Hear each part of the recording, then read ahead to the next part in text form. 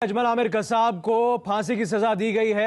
ABP news पर इस वक्त की बड़ी खबर, मुंबई के गुनहगार अजमल आमिर कसाब को फांसी दी गई। 7:30 बजे का वक्त तय था। 7:30 बजे अजमल आमिर कसाब को फांसी दी गई और डॉक्टरों ने उसे मृत घोषित भी किया है।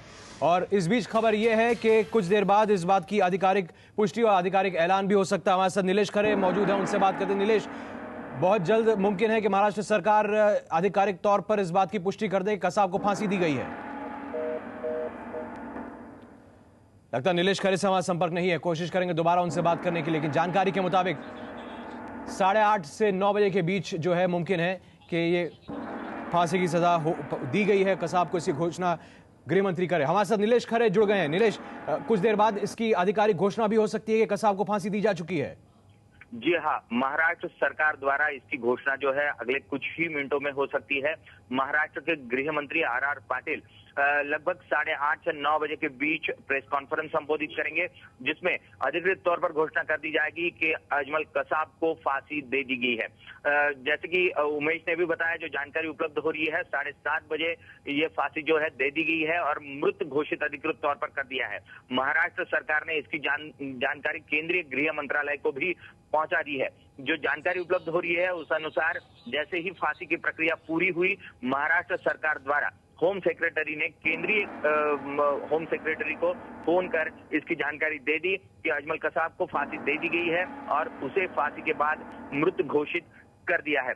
आर पाटिल, जो कि जब ये हमला हुआ देश पर तब भी गृह मंत्री थे और फिर एक बार उन्हें मौका मिलना था देश राज्य का गृह मंत्री बनने का, तो जब अजमल कसाब को फांसी दी गई है तो आर पाटिल इसकी घोषणा जो है आने वाले कुछ ही मिनटों में उनके निवास स्थान पर प्रेस कॉन्फ्रेंस करने वाले हैं। कुछ ही मिनटों में इसकी अधिकृत घोषणा जो है वो होती हुई नजर आएगी। कुछ ही मिनटों में आर पाटिल जो कि गृह मंत्री हैं, उनके घर पर इस बात की घोषणा होगी। प्रेस कॉन्फ्रेंस उन्होंने बुलाई है। लेकिन दोबारा लिए चलते हैं आपको पुणे की येरवडा जेल, जहां से आ रही है बड़ी खबर।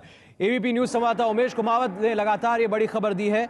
अपने दर्शकों को हम बता दें कि 7:30 बजे फांसी दी गई है अजमल आमिर कसाब को। लेकिन उमेश, पिछले 24 घंटों में जिस तरह से तेजी से घटनाक्रम बदला है और कसाब की दया याचिका खारिज होने के बाद फांसी दी गई है, क्या हुआ और कैसे फांसी तक ये पूरा सिलसिला पहुंचा है?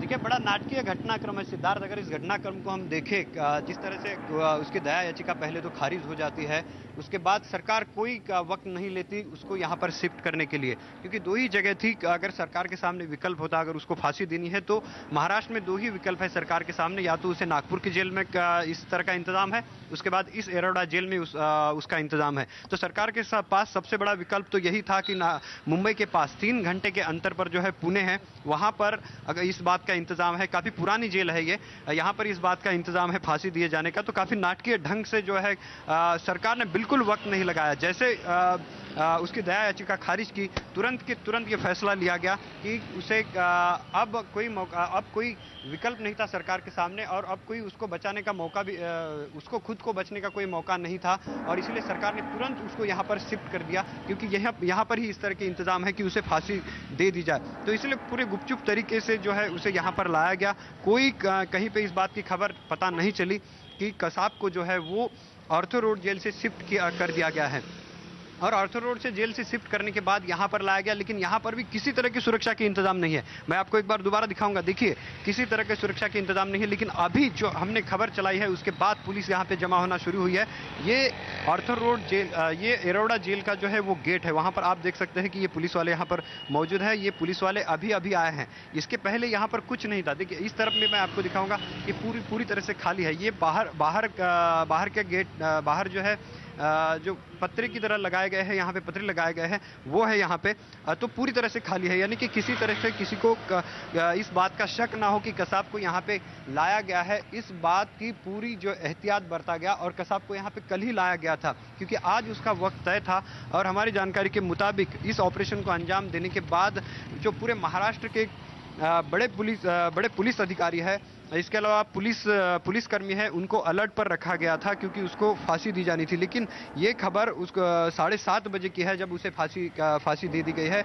और उसके बाद आप देखिए उसके बाद भी यहाँ पर ऐसे देखा जाए तो कोई बड़ी सुरक्षा व्यवस्था नहीं है इस वक्त येरवड़ा जेल के बाहर, यानी कि पूरा नाटकीय घटनाक्रम रहा है ये। और सरकार ने कोई वक्त नहीं लिया उसे फांसी देने में। जब उसकी दया याचिका खारिज हो गई तो तुरंत के तुरंत उसे यहाँ पर शिफ्ट किया गया और अभी खबर हमारे पास आ रही है कि उसे फांसी दे दी गई है। इसकी आधिकारिक घोषणा भी थोड़ी देर में हो जाएगी।